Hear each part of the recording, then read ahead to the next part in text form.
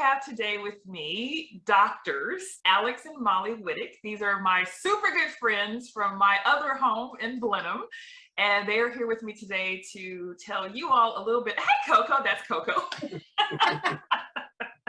And they're going to tell us today a little bit about their experiences. So Alex and Molly are from the United States, and Alex is an internal medicine physician, and Molly is a psychologist specializing in children.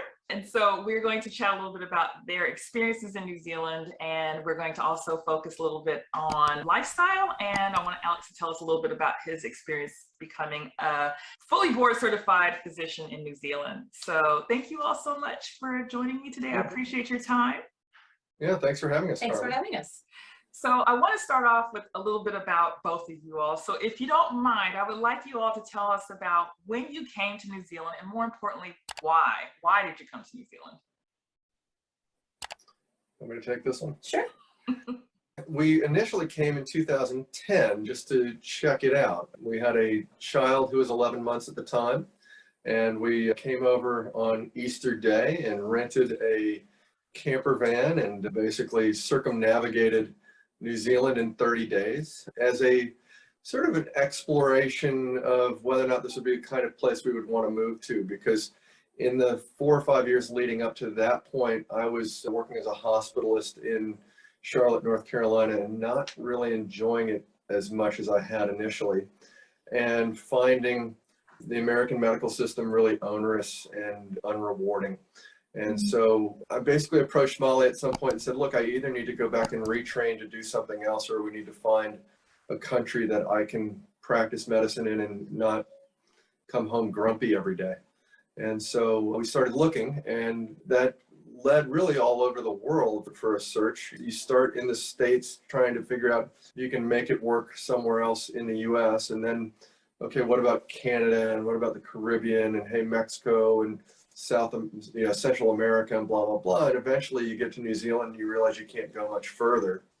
So yeah, we came over in 2010 and liked it, but weren't blown away by it, I would say. And so it took another couple years for us to realize that, yeah, we needed to try living outside of the US just to see if it worked for us. So in 2012, we came back and really, really loved it. Yeah, we came over with a locum tenens company. Yeah. Initially, and they would come to us with a town that we'd never heard of, and we'd go and research it for a while and go back and say, oh, I don't know if that's quite for us. But eventually we were offered Blenheim, which we had never heard of, which we passed through but never stopped at. But we went and researched it and discovered it was wine country, and they had a Montessori preschool for our son, and we thought, hey, let's just give it a try. Yeah, so it worked out really well. Yeah, it was a great year. It was a really great year. Actually, we were here for 1 year, and then because we didn't get our stuff together quick enough, we had to go back home for a year. Yeah, and this is when we wish we had known you, Carmen, because there is something to be said for planning. And Molly and I we have our strengths, but I don't know that planning big moves like this is necessarily one of them. Actually, Molly did an incredible job compared to what I did, but we didn't anticipate some of the nuance and difficulties of staying here long term. So getting here for a 1 year locum, so easy, really, really simple, barely had to do anything, and it just worked. Mm-hmm. But then when the year was up, that's when things got tricky. And we basically realized that we had to get back to the States. We were not going to be able to work long term here. The hospital was happy to have me, but the medical council said, you've got to jump through these hoops, and bureaucracies take time. And so go back to the States and get your ducks in a row. You're very right. There's some hoops to jump through, but we'll definitely get to that. But I wanted to kind of hear about your thoughts when you went back home to the United States and you all got your proverbial ducks in a row.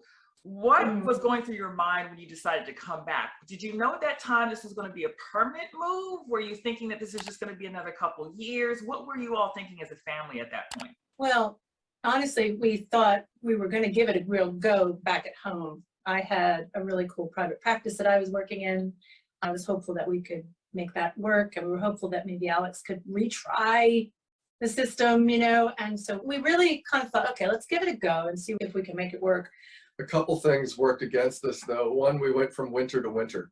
Yeah, that was a really big mistake. That was a huge mistake.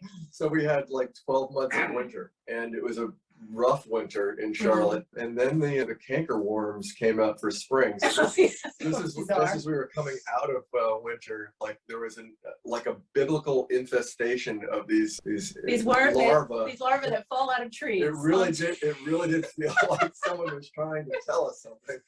It did.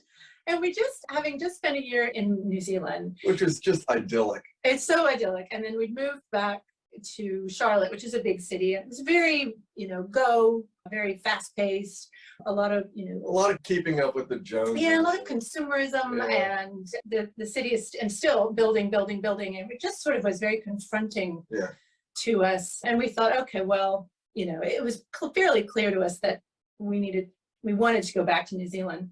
But it took a little while for us to hear back from all the people that we needed to hear back from. So we started making other plans. I think what we realized at that point, Carmen, was that we couldn't live in Charlotte anymore. We weren't sure if we were going to move back to New Zealand. We were still waiting to hear from medical council. There's a difference in working in New Zealand as a doctor. If you want to be a GP, that's not a high hurdle. If you want to be a medical specialist, there's a couple of rungs. For me, I was really only interested in coming back to New Zealand if I could be at the highest rung. So that's a senior medical officer, a vocational license. And to get that, I had to basically prove that I had met the equivalent of a New Zealand trained doctor, which is much more of a British system. So we just weren't sure that that was going to happen, but we realized, okay, we got to get out of Charlotte. So we actually started looking elsewhere. We were in Bend, Oregon, interviewing for a job there, and I was offered the job there and thought, we're going to move to Bend. When we found out that the medical council had given me the thumbs up. So it was at that point where we said, are we going to do this long term? Should we move to Bend or should we move to New Zealand? And we said, well, we may not ever get another chance to move to New Zealand. Who knows when the door might close on this opportunity? Yeah. We can always come back to Bend if that's where we belong. And so we've been here since 2014 and really have not looked back. That's awesome. So let me get this straight. So you came here in 2000 and was it 12 that you came originally and did your 1 year? Yeah, so 2012 to 2013. And you went home for 1 year and then you turned around and came back.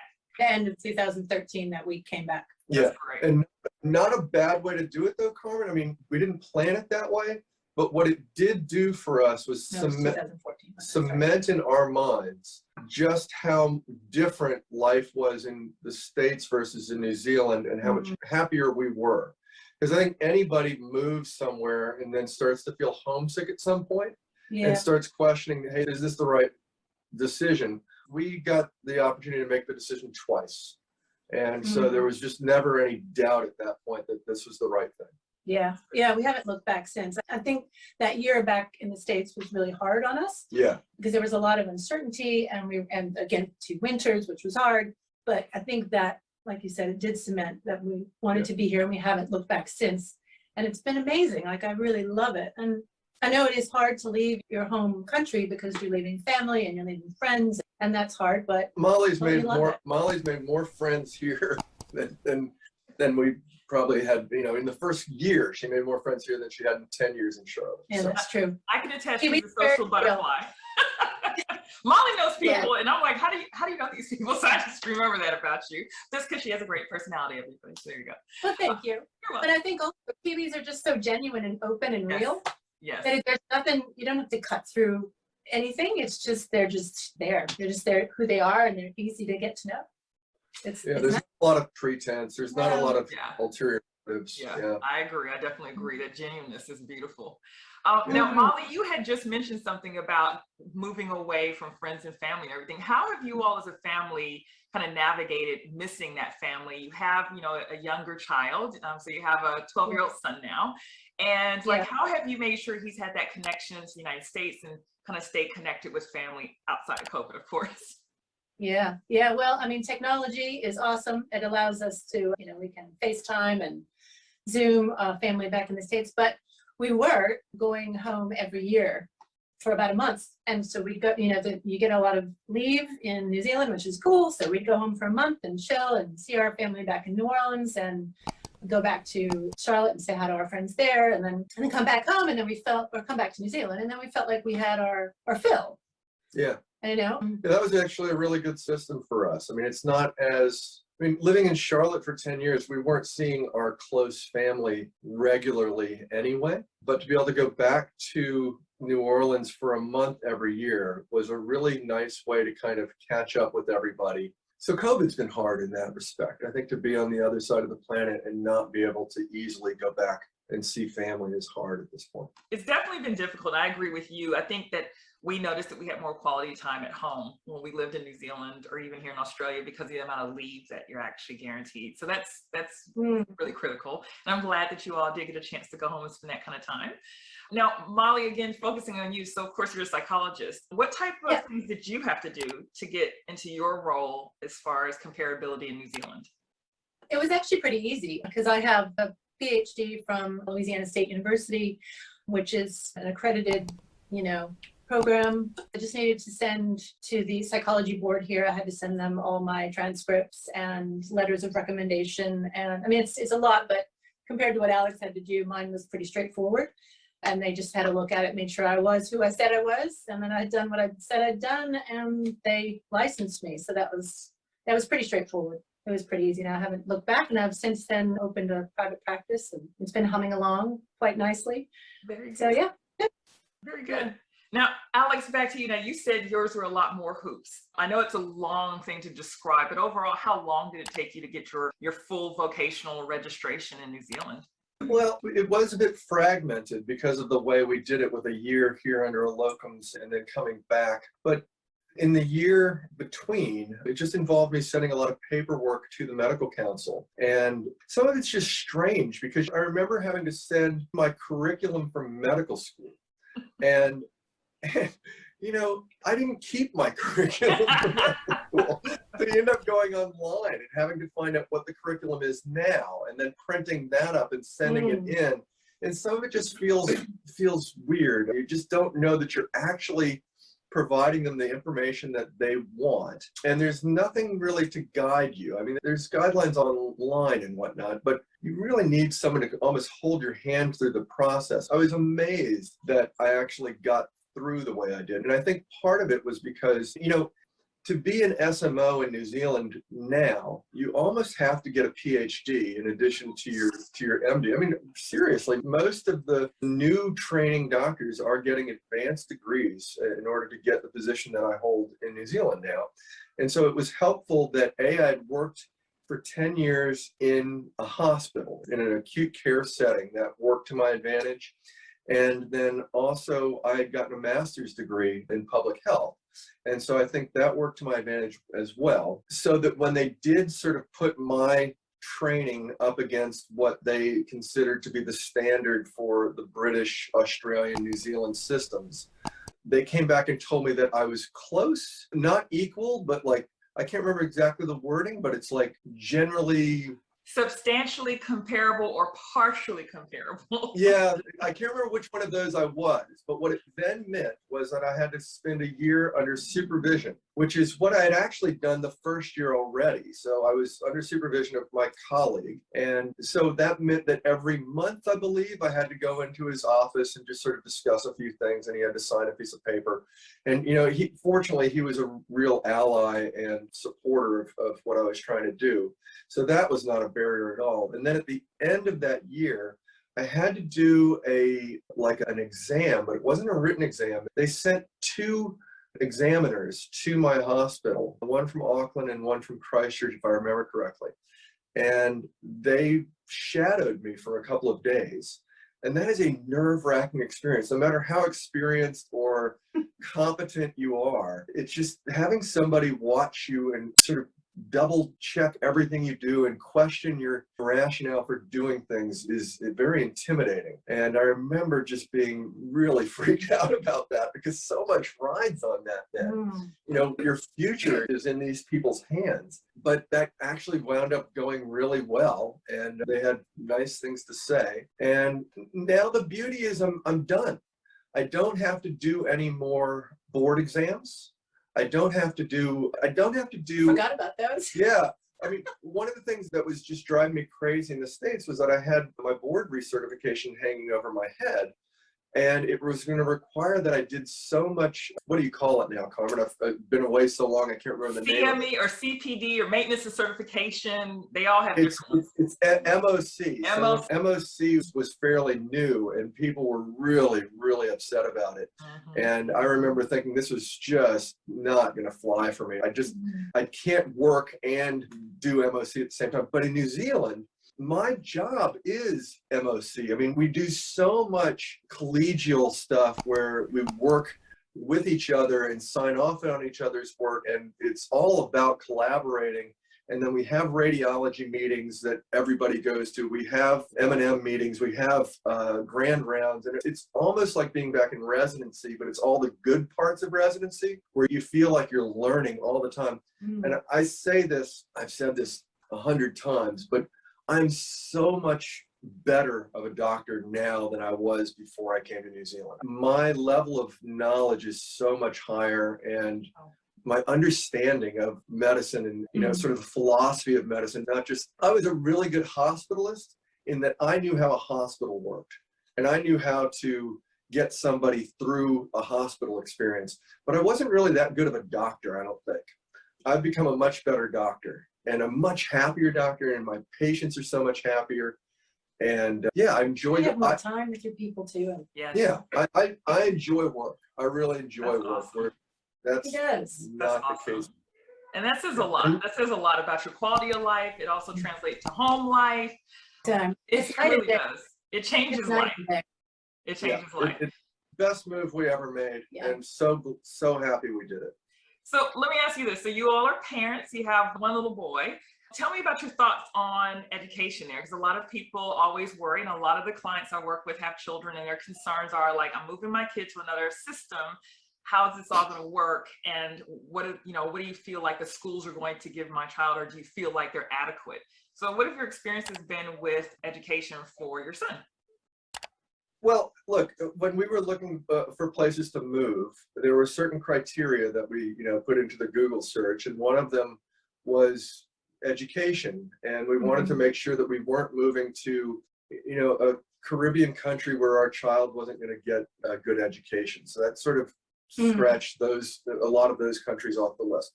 Was New Zealand at the highest rung of education candidates? No. Is it good and good enough? Yeah, it is. It's definitely good enough. It could be better.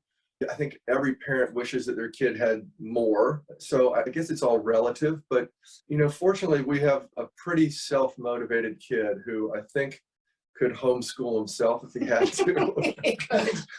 But the school system here has been mostly very good. Yeah, I think overall, as a public system, they do a really good job. And I think when we moved here, they were fairly high up in the rankings. I think they may have slipped a little bit, like in maybe maths or something, I'm not sure.